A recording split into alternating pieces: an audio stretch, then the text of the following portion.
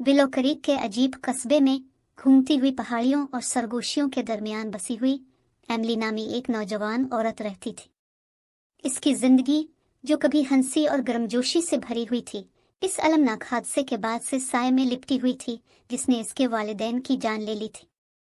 दुनिया में अकेली रह गई। इसे पुराने खानदानी झोंपड़े में सुकून मिला जहां खुशगवार वक्त की यादें भूतों की तरह टिकी हुई थी। मौसमों के बदलते ही एमिली का दिल गम में डूबा रहा। हर दिन महज वजूद की जिदोजहद की तरह महसूस होता था।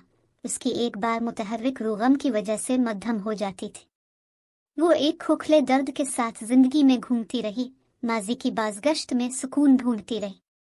खिज़ां की एक सर्द शाम, जब हुआ में पते रक्स कर रहे थे और हुआ उदासी से भरी हुई थी, एमिली ने खुद को अटारी के भूले हुए कोनों की तरफ खींचा हुआ पाया।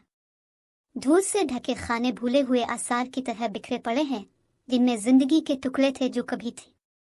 कांपते हाथों के साथ उसने यादों को छान लिया, हर एक को उसकी कड़वी मीठी याद दहानी जो खो गया था।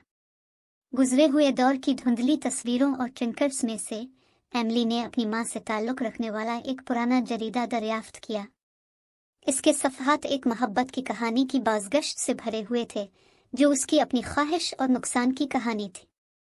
जब उसने प्यार और ख्वाहिश के साथ लिखे गए अल्फाज को पढ़ा, एमिली ने अपनी माँ से ताल्लुक महसूस किया, उसके बरक्स जो वो कभी नहीं जानती थी।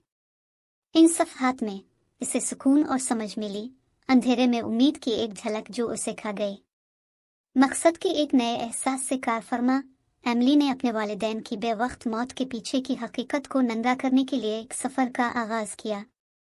हर एक सुराग के साथ जो उसने दरियाफ्त किया, माजी के साए गहरे होते गए, जिसने सतह के नीचे तवील अरसे से दबे हुए राजों को जाहिर किया। इस हादसे के नज़ारों से परेशान है जिसने इसके कुंबे को चोरी कर लिया, एमिली ने खुद को बंद होने की अशद ज़रूरत का शिकार पाया। लेकिन हकीकत इसने जल्द ही दरियाफ्त कर ली, इससे कहीं ज्यादा तबाकुन थी जिसका वो तसव्वुर भी नहीं कर सकती थी। जैसे ही इसने असरार की गहराई में जाना, एमिली ने झूठ और फरेब के ऐसे जाल से पर्दा उठाया जो नस्लों तक फैला हुआ था। तारीख कुव्वतें साए में छप गईं और धमकियां दे रही थीं कि वो इसे अपनी शरारती गिरफ्त में ले जाएगी। लेकिन एमिली ने मायूसी के सामने हथियार डालने से इनकार कर दिया। अपनी हिम्मत और अज़्म के सवा कुछ से लैस इसने अंधेरे का सामना किया। उसने सच्चाई को बेनकाब करने का अज़्म किया, चाहे कोई भी कीमत क्यों ना हो। जंगल के दिल में, जहां माजी के तमाशों की तरह साए फैल रहे थे, एमिली ने अपने दर्द के मंबा का सामना किया। कांपते हाथों और गालों पर बहते आंसुओं के साथ वो अपनी तकलीफ के जिम्मेदार के रूबरू खड़ी थी।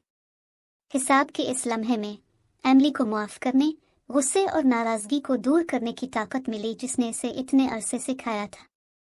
और जब उसने सुबह की रोशनी में परछाइयों को मुंतशिर होते देखा, तो उसने सुकून का एहसास अपने ऊपर एक हल्की हुआ के झोंके की तरह महसूस किया।